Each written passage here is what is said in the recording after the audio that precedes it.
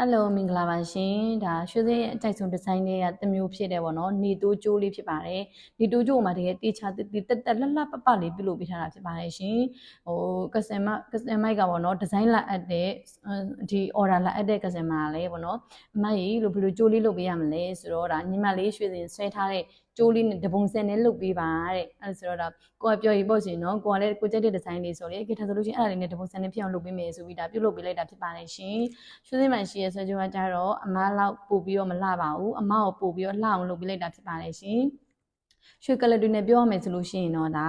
16ပဲရီအခောင့်မီလင်း100ရာခိုင်နှုန်းပြုလုပ်ပေးထားတာဖြစ်ပါတယ်ဒီမှာပေါ့နော်ချိန်နာလေးမှာလည်းဒီမှာလည်း100ရာခိုင်နှုန်းဆိုပြီးထိုးပေးထားတာဖြစ်ပါတယ်ဂျီဂျူလည်းကြည့်ကြပါအောင်ရှင်ဂျီဂျူလည်းကြည့်ကြပါအောင်၄ချိန်ဘယ်လောက်ထင်မလဲရှင်ပထမဆုံးစပြီးတော့ order လာအပ်တယ်ဆိုရင်လည်းပေါ့နော်ပထမဆုံး order အပ်တယ်ဆိုရင်ပေါ့နော်ပထမဆုံး order အပ်တယ်ဆိုရင်ပဲကိုတာ30တာအလေးချိန်ရှိတာကို order အပ်တော့တာဖြစ်တဲ့အတွက်ကျေးဇူးအများကြီးတင်ပါတယ်ရှင်ဒါ30တာလေးချိန်ရှိတာကို order အပ်တော့တဲ့နောက်သားမရရအောင်ပေါ့နော်ကိုတကယ်အကောင်းဆုံးဆိုတဲ့ quality ကိုပြုလုပ်ပေးလိုက်တာဖြစ်ပါတယ်ရှင်အမှားလေးနော်ဒီထက်မကစီဝါရေးအထိလာတက်အောင်မြင်ပါစေလို့ဆုတောင်းပေးလိုက်ပါတယ်နော်ကျေးဇူးအများကြီးတင်ပါတယ်ရှင်မကြီး